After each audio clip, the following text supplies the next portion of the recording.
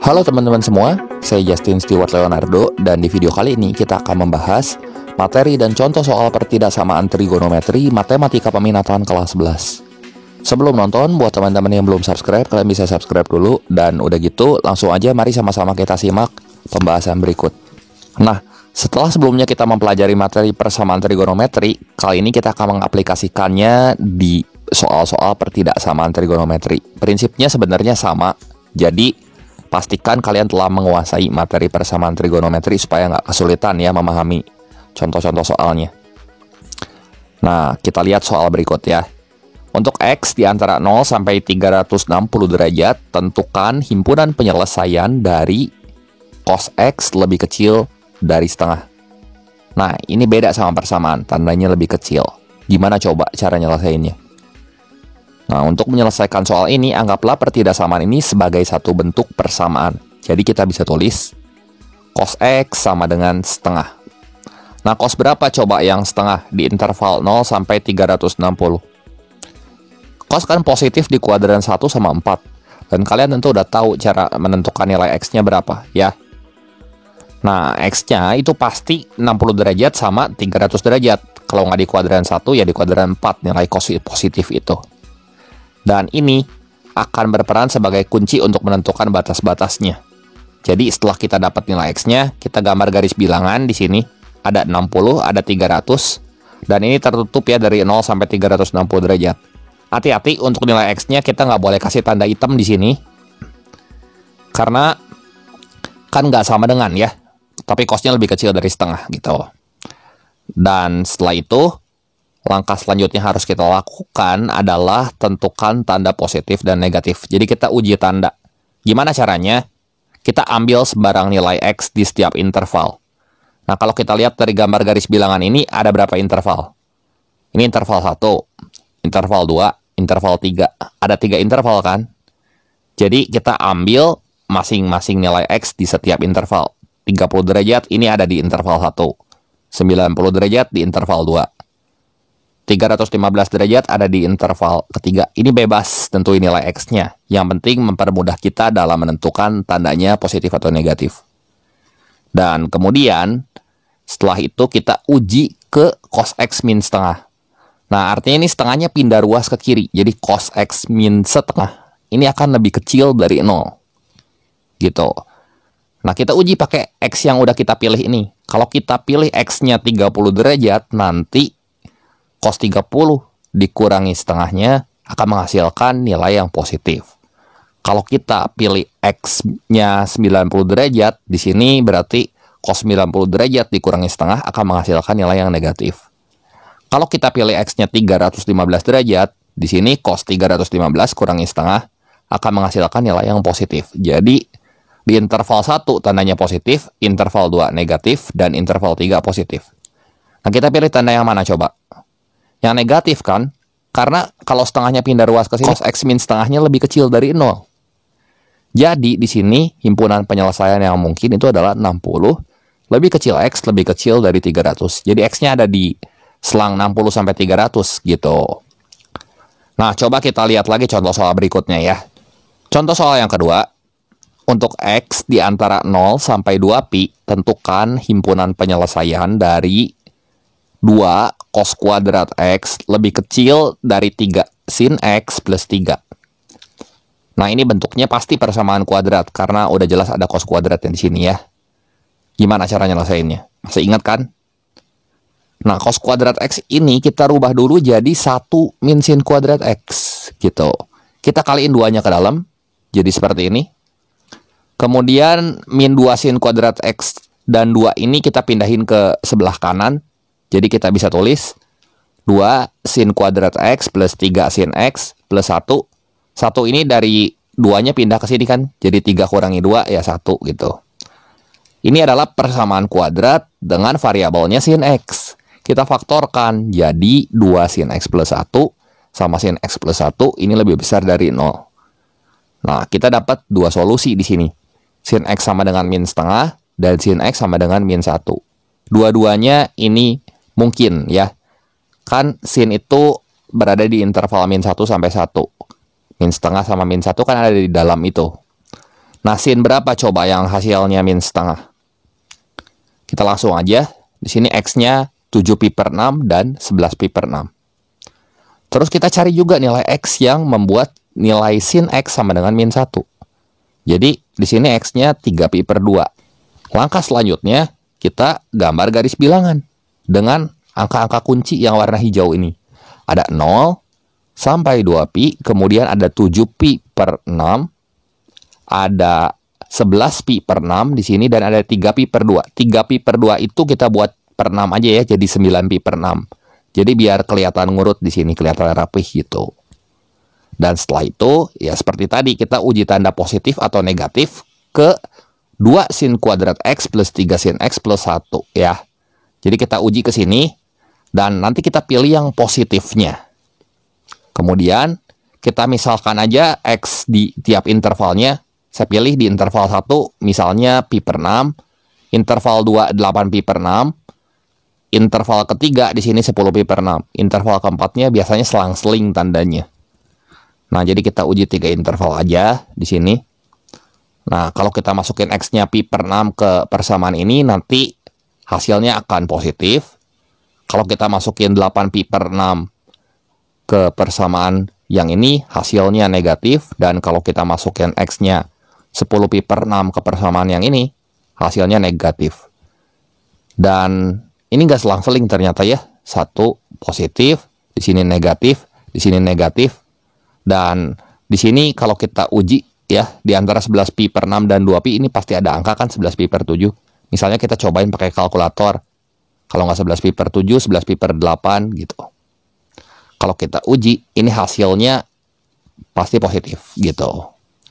Dan kita mesti ambil interval yang positif di sini. Mana interval yang positif? Jelas ya. 0 lebih kecil sama dengan, harus ada sama dengannya, dari X lebih kecil dari 7pi/6, atau 11pi/6 lebih kecil. X lebih kecil sama dengan 2pi gitu. Contoh soal yang ketiga, untuk X di antara 0 sampai 2pi, tentukan himpunan penyelesaian dari 2 plus cos X per sin X lebih kecil dari 0. Nah, gimana nih cara nyelesain soal kayak gini?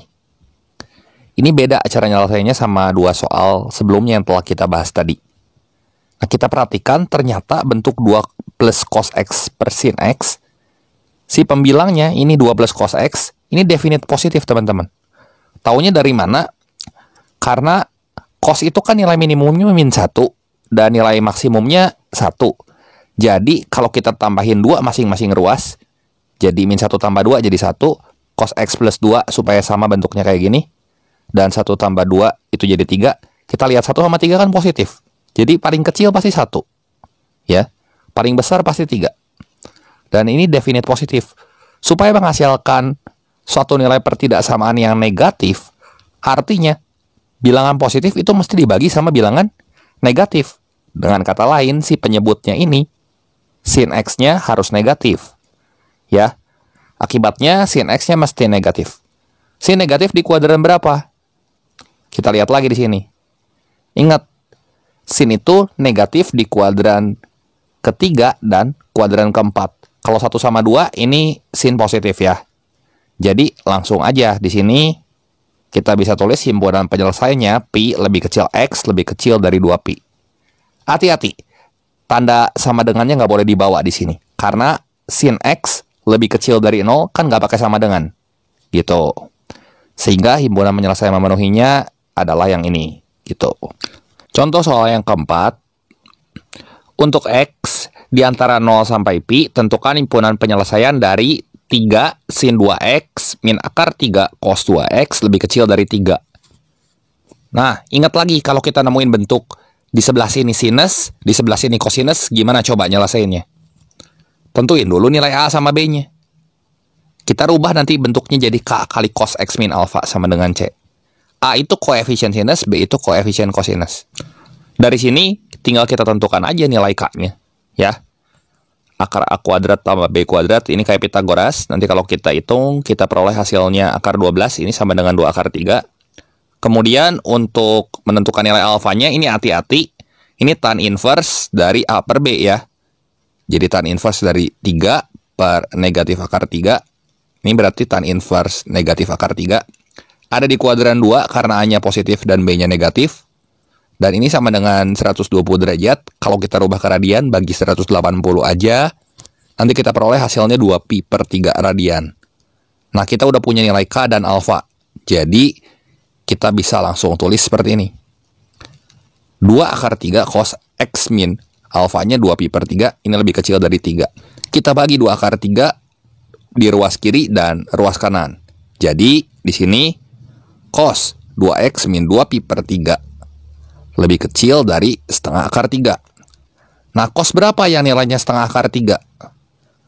Ya, kalau nggak cos pi per 6, cos min pi per 6. Jadi, di sini bentuk yang ini yang jadi fokus kita sekarang. Tinggal kita cari nilai X-nya. Nah, dari sini 2X min 2pi per 3 sama dengan pi per 6 plus K kali 2pi. Sehingga kalau min 2pi per 3-nya pindah ruas ke sini jadi 2X sama dengan 5pi per 6 plus K kali 2pi. Jadi X-nya sama dengan 5pi per 12 plus K kali pi. K-nya cuma bisa kita isi sama 0 supaya nggak lewat batas ya. Jadi kita peroleh X-nya 5pi per 12. Satu lagi di sini kalau 2X min 2pi per 3-nya ini sama dengan min pi per 6 plus K kali 2pi. Jadi kita harus uji dua kemungkinan yang ini buat nemuin nilai X yang jadi kunci batasnya nanti. Jadi 2X sama dengan pi per 2 plus K kali 2pi. Ini juga sama, pindah ruas ke sebelah sini jadi dapat nanti pi per 2 di sini. Kita bagi 2 kedua ruas, jadi 2X bagi 2 jadi X, pi per 2 bagi 2 jadi pi per 4, 2pi dibagi 2 jadi pi, ya. X-nya sama dengan pi per 4 plus K kali pi, sehingga nanti X yang menjadi batasnya di sini adalah pi per 4. Kemudian, gimana lagi coba setelah kita dapat nilai X-nya di sini? Ya, gambar garis bilangan di sini ya. Dari 0 sampai pi, kemudian ada pi per 4 dan 5pi per 12. Pi per 4-nya kita buat per 12 aja penyebutnya supaya ngurut ya. Jadi ini 3pi per 12. Kemudian di sini kita uji tanda ke persamaan yang ini yang jadi fokus kita. Cos 2X min 2pi per 3 dikurangi setengah akar 3. Dan tandanya ini mesti lebih kecil dari 0. Kalau ini pindah ruas ke sini kan nggak ngerubah tanda per tidak samaan ya.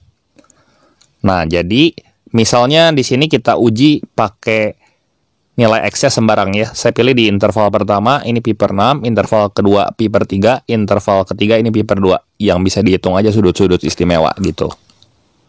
Setelah itu, kalau kita masukin X-nya sama dengan pi per 6 ke persamaan yang ini, jadi cos 2 kali pi per 6 dikurangi 2 pi per 3 dikurangi setengah akar 3, ternyata negatif hasilnya. Kalau kita pilih X-nya pi per 3, nanti di interval keduanya hasilnya positif.